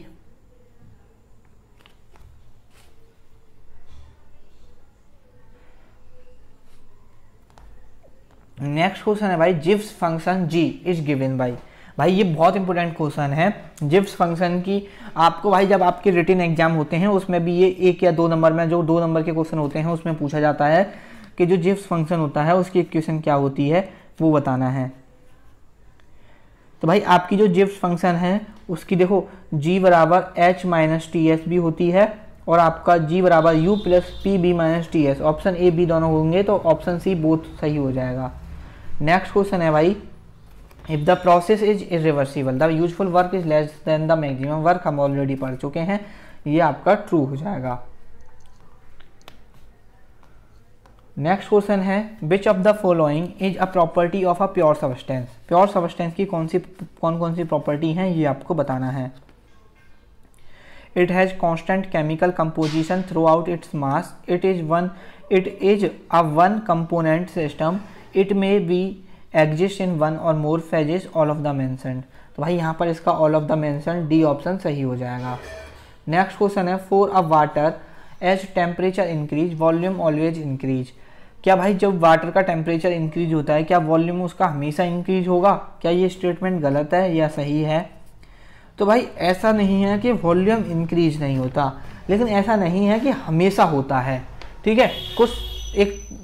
कुछ टेम्परेचर तक अगर आप कुछ मतलब टेम्परेचर तक अगर उसे इंक्रीज करेंगे तो उसका वॉल्यूम इंक्रीज नहीं होता है वाटर का, तो यहाँ पर ये स्टेटमेंट गलत हो जाएगा। अगर वहाँ पर ये लिखा है कि for water as temperature increases volume increase, ये सही हो सकता है, लेकिन ऑलवेज इंक्रीज ये भाई गलत है। नेक्स्ट क्वेश्चन है, अ saturation state is a state from which a change of phase में अकर, बताइए कौन सा सही है? तो भाई यहाँ पर जो आपका राइट आंसर है वो है without a change of pressure और टेम्परेचर, ऑप्शन ए भाई यहाँ पर सही हो जाएगा। नेक्स्ट क्वेश्चन है, in which of the following state does water exist, इनमें से कौन सी स्टेट में वाटर एग्जिस्ट करता है? सैचुरेटेड सॉलिड स्टेट में, सैचुरेटेड लिक्विड स्टेट में, सैचुरेटेड वेपर स्टेट में या सभी में? तो भाई वाटर आपकी कोई सी भी स्टेट हो सब में एग्जिस्ट करता है, तो ऑल ऑफ द मेंशन्ड सही हो जाएगा। Which of the following exist in PV diagram for water, ठीक है, आपने पीबी डायग्राम बनाया होगा, अब बताना है कि वाटर पीबी डायग्राम में कहाँ पर एग्जिस्ट करता है। आपको पता होगा भाई, आप कुछ इस तरह से जो डायग्राम बनाते थे, जो सैचुरेटेड लिक्विड लाइन वगैरह होती थी, सैचुरेटेड पेपर लाइन, यहाँ पर क्रिटिकल पॉइंट, तो ये आपने डायग्राम वगैरह बनाए होंगे। तो आपको बताना है कि वाटर के पीबी डायग्राम में वाटर कहाँ पर एग्जिस्ट करता है, ये आपको बताना है। तो भाई जो आपका वाटर होता है वो सभी जगह एग्जिस्ट करता है, चाहे कोई सी लाइन हो, तो ऑप्शन डी आपका सही हो जाएगा। नेक्स्ट है भाई, triple point is a line on the P B diagram where all the three phases solid liquid and gas exist. P B diagram में all the three phases solid liquid gas, triple point एक ऐसा point होता है, आपने triple point के बारे में भाई जरूर सुना होगा कि ट्रिपल पॉइंट एक ऐसा पॉइंट होता है जिसमें भाई आप लिक्विड फेज भी देख सकते हो, वाटर सॉलिड फेज भी देख सकते हो और अपना वेपर फेज भी देख सकते हो। ये कुछ अगर इसमें कुछ कंडीशन होती हैं, प्रेशर, टेम्परेचर, है ना, अगर आप प्रेशर और टेम्परेचर को बिल्कुल एक्यूरेट मेंटेन कर देते हो जो गिवन वैल्यू होती हैं, तो ऐसा पॉसिबल है, तो ये ऑप्शन ए आपका ट्रू सही हो जाएगा। नेक्स्ट क्वेश्चन है, at a pressure below the triple point line, बताइए भाई। The substance can not exist in the liquid phase, triple point से अगर आप प्रेशर कम कर दो तो आपका जो सब्सटेंस है वो लिक्विड फॉर्म में एग्जिस्ट नहीं करता है, यह सब्सटेंस आपका हीट ट्रांसफॉर्म करता है सॉलिड टू वेपर, बताइए कौन सा स्टेटमेंट सही है? तो भाई आपके ये दोनों ही स्टेटमेंट सही हैं, ऑप्शन सी सही हो जाएगा।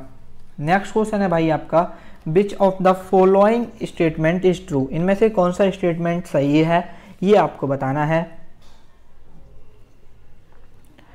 तो to the left of saturated line is the solid region, देखो जो सैचुरेटेड लाइन होती हैं लेफ्ट में वो सॉलिड रीजन होता है, बिल्कुल सही है।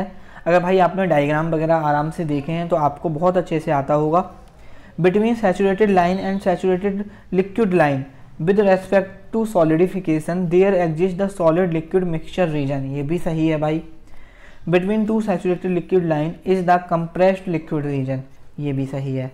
तो all of the mentioned option D सही हो जाएगा। नेक्स्ट क्वेश्चन है, the isotherm passing through the critical point is called the critical isotherm, true और फॉल्स? तो भाई ये आपका ट्रू हो जाएगा। नेक्स्ट क्वेश्चन है, the greater the temperature, the lower the vapour pressure या हायर, ये डिपेंड करता है सब्सटेंस पे। तो भाई अगर आप टेम्परेचर बढ़ाओगे तो आपका वेपर प्रेशर भी बढ़ेगा, ऑप्शन बी सही हो जाएगा भाई। नेक्स्ट क्वेश्चन है phase changes occur at. Phase change occur कहाँ पे होते हैं, कहाँ पर फेज चेंज होता है? कांस्टेंट प्रेशर पर, कांस्टेंट टेम्परेचर, या कांस्टेंट प्रेशर और कांस्टेंट टेम्परेचर दोनों पर? तो भाई कांस्टेंट प्रेशर और कांस्टेंट टेम्परेचर ये दोनों पे होता है, तो आपका ऑप्शन सी सही हो जाएगा। Which of the following statement is true, इनमें से कौन सा स्टेटमेंट ट्रू है ये बताना है। Saturation temperature is a function of pressure, भाई जो सैचुरेशन टेम्परेचर होता है वो फंक्शन होता है प्रेशर का, सही है। Saturation pressure is function of temperature, saturation pressure function होता है टेम्परेचर का, ये भी सही है। तो आपके option C all both of the mentioned सही हो जाएगा भाई। नेक्स्ट क्वेश्चन है a mole of a substance has a mass equal to the molecular weight of the substance.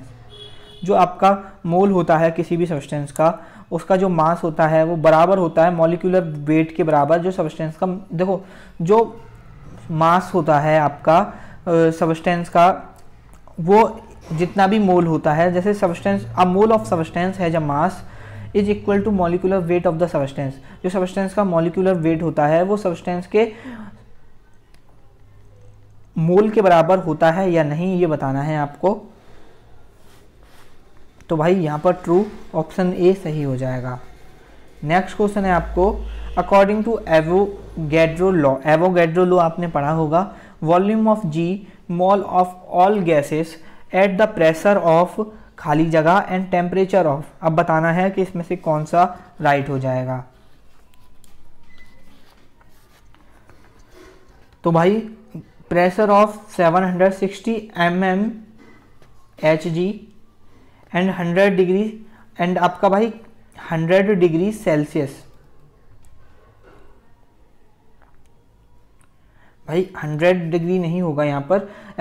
According to Avogadro law volume of G mole of all gases at the pressure 760 mm of mercury का pressure and temperature of 0 degree. भाई यहाँ पर sorry 0 degree आएगा, तो यहाँ पर option कौन सा है? ऑप्शन बी भाई सही हो जाएगा। नेक्स्ट क्वेश्चन है at NTP the volume of G mole of all gases is, बताइए। तो भाई इसका आंसर हो जाएगा 22.4, option D. Which of the following statement is true, कौन सा स्टेटमेंट इसमें से सही है? Number of kilogram mole of a gas equal to mass upon molecular weight, सही है भाई। Molar volume equal to total volume of a gas and number of kilogram moles, ये भी सही है। तो आपका ऑप्शन सी सही हो जाएगा। नेक्स्ट क्वेश्चन है the equation of a state is a functional relationship between. जो भाई जो स्टेट की इक्वेशन होती है वो फंक्शनल रिलेशनशिप होता है किस किस के बीच में? प्रेशर के बीच में, मोलर और स्पेसिफिक के वॉल्यूम के बीच में, टेम्परेचर के बीच में, या सभी के बीच में? तो भाई ये सभी के बीच में, ऑप्शन डी सही हो जाएगा। If two property out of PBT pressure volume temperature of a gas are known the third can be evaluated. देखिए अगर आपकी प्रेशर वॉल्यूम टेम्परेचर में से दो वैल्यू आपकी गिवन है, क्या आप थर्ड वैल्यू निकाल सकते हैं? बिल्कुल भाई, प्रेशर वॉल्यूम दिया है तो टेम्परेचर निकाल सकते हैं, टेम्परेचर वॉल्यूम दिया है तो प्रेशर निकाल सकते हैं, और वॉल्यूम और टेम्परेचर दिया है तो प्रेशर निकाल सकते हैं। तो आपका ऑप्शन ए ट्रू सही हो जाएगा। Which of the following statement is true about a gas, इनमें से कौन सी स्टेटमेंट सही है गैस के लिए, आपको बताना है। तो भाई आपकी statement limited PV with a P pending to 0 is independent of a nature of a gas, आप जानते होंगे भाई ये स्टेटमेंट भी सही है। Limited PV with a P tending to 0 depend only on the temperature, भाई ये भी सही है। This hold true for all the gases, ये भी सही है। तो इसका मतलब ऑप्शन डी यहाँ पर इसका सही हो जाएगा। Universal gas constant is given, भाई बताइए भाई यूनिवर्सल गैस कांस्टेंट। तो भाई यहाँ पर ये जितने भी दिए हैं यूनिवर्सल गैस कांस्टेंट सभी से गिवन होता है, सभी से आप निकाल सकते हैं। तो ऑल ऑफ द मेंशन्ड आपका सही हो जाएगा। The equation of a state of a gas is PV equal to RT, बताइए ये स्टेटमेंट सही है या गलत है? तो भाई ये स्टेटमेंट आपका सही है। For which of the following gas does the product when plotted against P gives depends only the temperature, nitrogen, hydrogen, air and oxygen या सभी। तो भाई नाइट्रोजन भी सही है, हाइड्रोजन भी सही है, एयर एंड ऑक्सीजन भी सही है, तो ऑल ऑफ द अबव सही हो जाएगा। नेक्स्ट क्वेश्चन है भाई आपका, अस पावर साइकिल कंटिन्यूसली कन्वर्ट, जो आपकी पावर साइकिल होती है वो कंटिन्यूसली कन्वर्ट करती है क्या? हीट को हीट में कन्वर्ट करती है, वर्क को हीट में कन्वर्ट करती है, या हीट को वर्क में कन्वर्ट करती है, या वर्क को वर्क में कन्वर्ट करती है? तो भाई जो आपकी पावर साइकिल होती है वो क्या करती है, वो हीट को वर्क में कन्वर्ट करती है। ऑप्शन सी यहाँ पर सही हो जाएगा। नेक्स्ट क्वेश्चन है, in a vapour power cycle working fluid undergo a change of a phase. आपकी वेपर पावर साइकिल में वर्किंग फ्लूइड का जो फेज होता है वो चेंज होता है, क्या ये स्टेटमेंट सही है? हाँ भाई ये स्टेटमेंट सही है। नेक्स्ट क्वेश्चन है, the path followed in a vapour power cycle, जो वेपर पावर साइकिल होती है उसमें कौन सा पाथ फॉलो होता है ये आपको बताना है।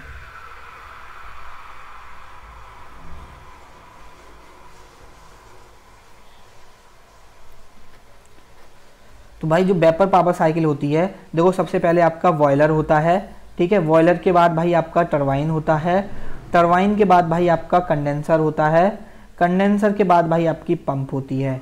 इस तरह से आपकी प्रोसेस होती है, ठीक है। तो आपका इसमें देख लीजिए बॉयलर, टरबाइन, कंडेंसर, पंप कौन सी जगह है, तो ऑप्शन बी भाई आपका सही हो जाएगा। नेक्स्ट क्वेश्चन है भाई आपका, for a fluid undergoing cycle process, बताइए भाई। There is no net change in its internal energy, इसकी इंटरनल एनर्जी में कोई भी नेट चेंज नहीं होता। Energy transfer as heat is equal to the energy transfer as work, A B दोनों सही हैं, तो ऑप्शन सी आपका सही हो जाएगा। नेक्स्ट क्वेश्चन है, for a vapour power cycle, vapour power cycle के लिए कौन सी इक्वेशन फॉलो होती है ये आपको बताना है। Net heat input is converted into net work output, ये भी सही है भाई। Q1 माइनस Q2 बराबर WT माइनस WP, ये भी इक्वेशन सही है। देखो WT WP आप जानते होंगे, turbine work minus pump work. Efficiency equal to 1 minus Q2 upon Q1, efficiency यही होती है आपकी, आपने भाई पढ़ा भी होगा। एफिशिएंसी जो होती है आपकी, एफिशिएंसी को इस तरह से डिनोट करते हैं, ठीक है, ये कुछ नहीं है, और आपकी एफिशिएंसी होती है 1 minus Q2 upon Q1 vapour power cycle की, ठीक है। तो आपके ऑप्शन ए बी सी तीनों सही हो जाएंगे, तो ऑल ऑफ द अबव सही हो जाएगा। नेक्स्ट क्वेश्चन है भाई, in Rankine cycle all process are ideal, जो आपकी रैंकाइन साइकिल होती है क्या उसमें सभी प्रोसेस आइडियल होती हैं, ये आपको बताना है। तो रैंकाइन साइकिल में भाई हम सभी प्रोसेस को आइडियल ही कंसिडर करते हैं, जिससे कि हमारी इक्वेशन हमको सॉल्व करने में आसान हो जाए, तो हमारा ऑप्शन ए ट्रू हो जाएगा। नेक्स्ट क्वेश्चन है, for a Rankine cycle which of the following is true, Rankine cycle के लिए इनमें से कौन सा सही है ये बताना है। A reversible constant process heating process happens in steam boiler, बिल्कुल सही है। Reversible adiabatic expansion of a steam in turbine, ये भी सही है। Reversible constant pressure heat rejection in condenser, ये भी सही है। तो भाई आपका option D all of the above सही हो जाएगा। The liquid water handled by a pump is incompressible, या with increase in pressure there is a little change in density और स्पेसिफिक वॉल्यूम, या बोथ ऑफ द मेंशन्ड या none of the mentioned. बताइए भाई ये इसमें क्या है, तो भाई इसमें ये लिक्विड के लिए, liquid water handle by pump के लिए ये दोनों स्टेटमेंट सही हैं, तो वॉट मेंशन्ड सही हो जाएगा। नेक्स्ट क्वेश्चन है, the work ratio is defined as the ratio of, जो आपका वर्क रेशियो है वो आप कैसे डिफाइन करते हैं ये बताना है। तो भाई जो वर्क रेशियो होता है वो होता है आपका net work output to positive work output. तो भाई यहाँ पर होता है ये net work output to positive work output, ठीक है। तो यहाँ पर आपका ऑप्शन बी सही हो जाएगा। नेक्स्ट क्वेश्चन है, steam rate is the rate of steam flow required to produce unit shaft output, क्या ये स्टेटमेंट सही है या गलत ये बताना है। तो भाई ये स्टेटमेंट आपका सही है। नेक्स्ट क्वेश्चन है भाई आपका, heat cycle is given by, तो भाई हीट साइकिल जो गिवन होती है किलो जूल पर किलोवाट आवर में, तो इसका होता है 3600 अपॉन जो साइकिल की आपकी एफिशिएंसी होती है, तो ये आपका सही हो जाएगा ऑप्शन बी। नेक्स्ट क्वेश्चन है भाई, Otto cycle is the, Otto cycle क्या है ये आपको बताना है। एक एयर स्टैंडर्ड साइकिल है CI इंजन की, या एयर स्टैंडर्ड साइकिल है SI इंजन की, बताइए भाई।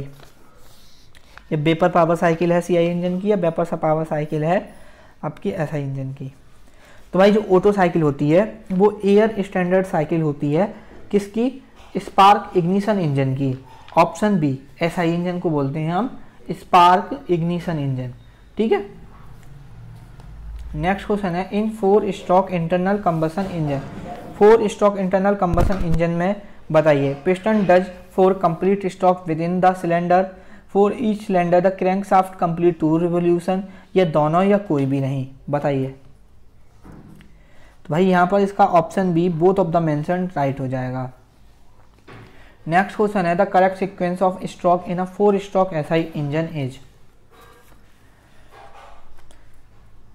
तो भाई जो करेक्ट सीक्वेंस होता है, सबसे पहले देखिए आपने स्ट्रोक 4 स्ट्रोक होते हैं SI इंजन में, तो सबसे पहले भाई आपका इनटेक होता है, ठीक है। फ्यूल को जो इनटेक होती है, इनटेक के बाद उसे कंप्रेस किया जाता है, कंप्रेस के बाद भाई उसे एक्सपेंस किया जाता है, और एक्सपेंस के बाद भाई उसे एग्जॉस्ट कर दिया जाता है।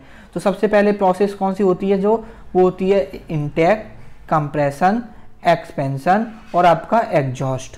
तो ऑप्शन डी आपका भाई सही हो जाएगा।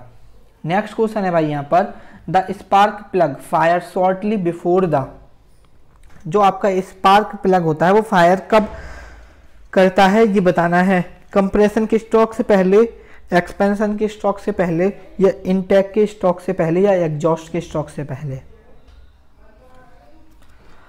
तो भाई यहाँ पर एक्सपेंशन होने से पहले स्पार्क प्लग क्या करता है? फायर प्रोड्यूस करता है, एक तरह से आप बोल सकते हो। तो यहाँ पर भाई एक्सपेंशन, ऑप्शन बी सही हो जाएगा।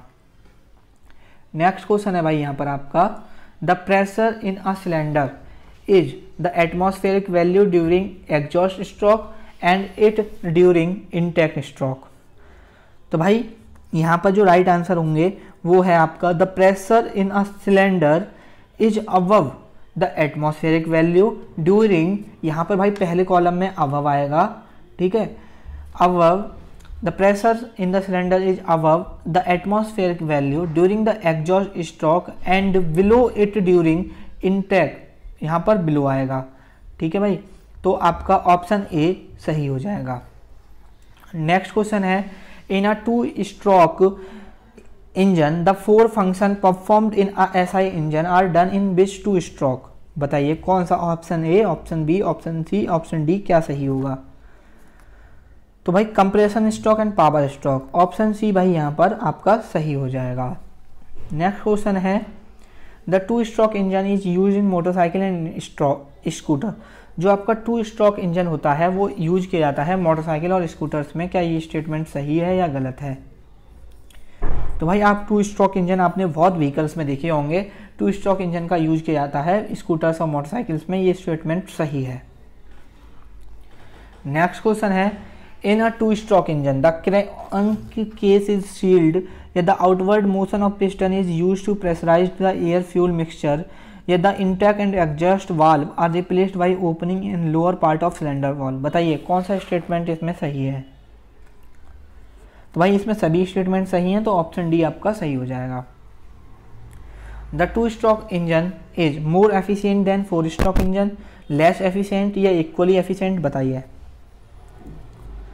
तो भाई जो 2 स्ट्रोक इंजन होता है वो आपका लेस एफिशिएंट होता है 4 स्ट्रोक इंजन के कंपेयर में। The 2 stroke engine is simple और expensive, high power to weight ratio, low power to volume ratio, या सभी। तो भाई ये होता है 2 stroke engine high power to weight ratio, option B सही हो जाएगा। नेक्स्ट क्वेश्चन है, the intake and exhaust process are not considered in the PV diagram of auto cycle. तो भाई ये स्टेटमेंट आपका सही है। नेक्स्ट स्टेटमेंट है भाई आपका, refrigeration is the cooling of any system below its surrounding temperature. Refrigeration एक कूलिंग सिस्टम है, किससे कम होता है ये? सराउंडिंग टेम्परेचर से। तो भाई बिल्कुल सही है, जो सराउंडिंग का आपका कोई रेफ्रिजरेशन सिस्टम है, अगर जो सराउंडिंग का टेम्परेचर होता है, सपोज सराउंडिंग का टेम्परेचर 40 डिग्री है, तो रेफ्रिजरेशन का हम यूज ही क्यों करते हैं, क्योंकि हमारा टेम्परेचर सराउंडिंग टेम्परेचर से कम हो। ठीक है, तो इसका 40 डिग्री है तो इसका 40 डिग्री से कम होगा। ये स्टेटमेंट आपका सही है। Dry ice is suitable for temperature refrigeration, high temperature refrigeration, low temperature या ऑल रेंजेस ऑफ टेम्परेचर, बताइए भाई। तो भाई यहाँ पर dry ice is suitable for low temperature refrigeration, option B आपका सही हो जाएगा। और रिवर्स्ड हीट इंजन, जो रिवर्स्ड हीट इंजन होता है उसके लिए बताइए कौन कौन सी स्टेटमेंट सही है। Receive heat from a low temperature region, बिल्कुल सही है भाई, ये हीट को रिसीव करता है लो टेम्परेचर रीजन से। Gives heat to high temperature region to a high temperature region, ये भी सही है भाई। Receive a net inflow of work, ये भी सही है भाई आपका। तो इसका मतलब इसका ऑप्शन डी सही हो जाएगा। नेक्स्ट क्वेश्चन है which of the following is a reversed heat engine, इनमें से रिवर्स्ड हीट इंजन का कौन सा है ये बताना है। कौन सी रिवर्स हीट इंजन होती है, हीट पंप साइकिल होती है या रेफ्रिजरेशन होती है। तो भाई दोनों ही इसके एग्जाम्पल है, हीट पंप साइकिल और रेफ्रिजरेशन साइकिल। नेक्स्ट क्वेश्चन है for a heat pump coefficient of performance is given by Q1 is the heat taken from the low temperature region and Q2 is the heat given to the high temperature region. बताइए coefficient performance बताना है, COP बतानी है indirectly आपसे heat pump की। आपने COP जरूर पढ़ी होगी भाई हीट पंप की, बताइए भाई COP क्या होती है हीट पंप की। तो भाई जो COP होती है हीट पंप की वो होती है Q1 upon Q1 minus Q2, ये हीट पंप की होती है, इसे याद रखना बहुत ज़्यादा इंपॉर्टेंट है भाई। नेक्स्ट क्वेश्चन है for a regenerator coefficient of performance is given bye, regenerator के लिए बताइए COP क्या होती है।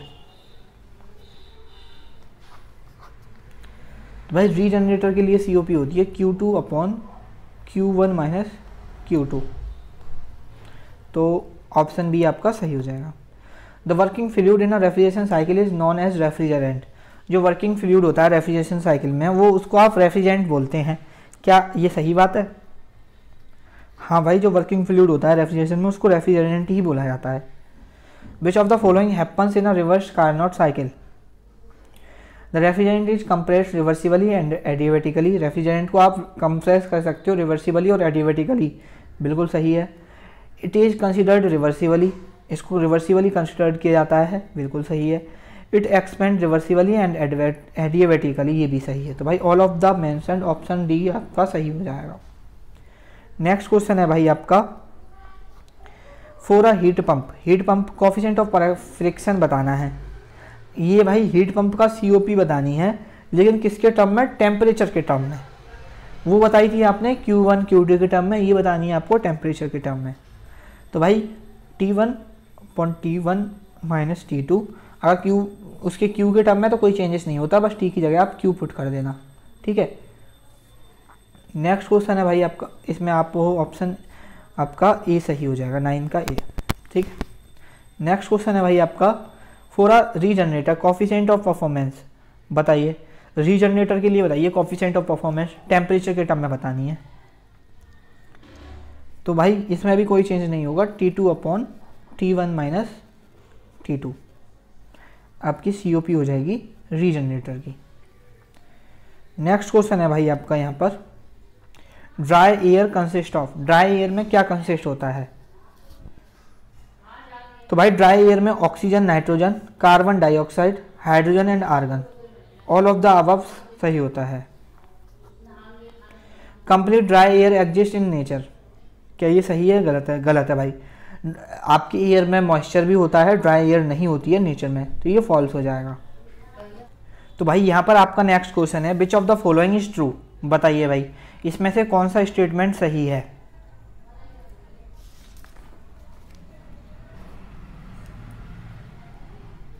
तो भाई जो इसका स्टेटमेंट सही होगा वो होगा भाई P बराबर PW प्लस PA, और भाई यहाँ पर जो आपका PA है वो है partial pressure of dry air, और जो आपका भाई PW है वो है पार्शियल प्रेशर ऑफ वाटर, और जो आपका P है वो है आपका एटमॉस्फेरिक प्रेशर। नेक्स्ट क्वेश्चन है भाई in a mixture of a dry air and water vapour, mole fraction of dry air बराबर PA/P, mole fraction of water vapour बराबर PW/P। बताइए A, B या C। भाई बोथ ऑफ द मेंशन दोनों सही हैं। When PW is very small, जब आपका partial pressure of a water बहुत कम होता है, तो बताइए कौन सा स्टेटमेंट सही होगा। Saturation temperature of water vapour at PW is less than atmospheric temperature, ये स्टेटमेंट सही है। Water vapour in air exist is superheated state, ये भी सही है। Air is said to be unsaturated, ये भी सही है। तो इसका मतलब भाई आपका ऑप्शन डी सही हो जाएगा। नेक्स्ट क्वेश्चन है relative humidity is defined as. तो भाई रिलेटिव ह्यूमिडिटी होती है आपकी partial pressure of water upon saturation pressure of pure water, तो आपका ऑप्शन बी सही हो जाएगा। नेक्स्ट क्वेश्चन है for saturated air relative humidity is zero. जो आपकी सैचुरेटेड एयर के लिए रिलेटिव ह्यूमिडिटी जीरो होती है, क्या ये स्टेटमेंट सही है? बिल्कुल गलत है भाई, आपकी सैचुरेटेड एयर के लिए ह्यूमिडिटी जीरो नहीं होती है। If the water is injected into a container with has unsaturated air, बताइए वाटर विल एबोरेट, ऑप्शन ए सही हो जाएगा। Humidity ratio is given by the ratio of, humidity ratio किसके द्वारा गिवन होता है ये बताना है। तो भाई ह्यूमिडिटी रेशियो जो गिवन होता है water vapour mass per unit mass of dry air, option C सही हो जाएगा। The degree of the saturation is the ratio of, बताइए भाई जो आपकी डिग्री होती है सैचुरेशन की उसका रेशियो बताइए। तो भाई actual specific humidity upon saturated specific humidity. Next question है the degree of saturation varies from -1 and 0, तो भाई ये स्टेटमेंट आपका सही हो जाएगा। तो भाई यहाँ तक हमने ये टोटल 150+ MCQ इंपॉर्टेंट डिस्कस किए हैं अप्लाइड थर्मोडायनामिक्स के। अगर आप मैकेनिकल से बीटेक कर रहे हैं AKTU से, ये सब्जेक्ट आपके पास होगा और भाई ये वीडियो आपके लिए बहुत ज़्यादा बेनिफिशियल रहेगी। आई होप भाई इस वीडियो से ही आपके पेपर में आपको बहुत ज़्यादा क्वेश्चन देखने को मिलेंगे और एक वीडियो में हमने पूरा सिलेबस कवर किया है। तो बाय बाय, टेक केयर दोस्तों। अगर ये वीडियो देखो इन्फॉर्मेटिव लगी है तो प्लीज़ लाइक कर देना, बहुत ज़्यादा एफर्ट लगता है एक वीडियो को बनाने को और भाई मोटिवेशन मिलती है। और भाई बस अगर आप कुछ दे सकते हो तो बस एक लाइक कर देना, चैनल को सब्सक्राइब कर लेना। बाय बाय, टेक केयर दोस्तों, आपसे मुलाकात होगी किसी नेक्स्ट वीडियो में।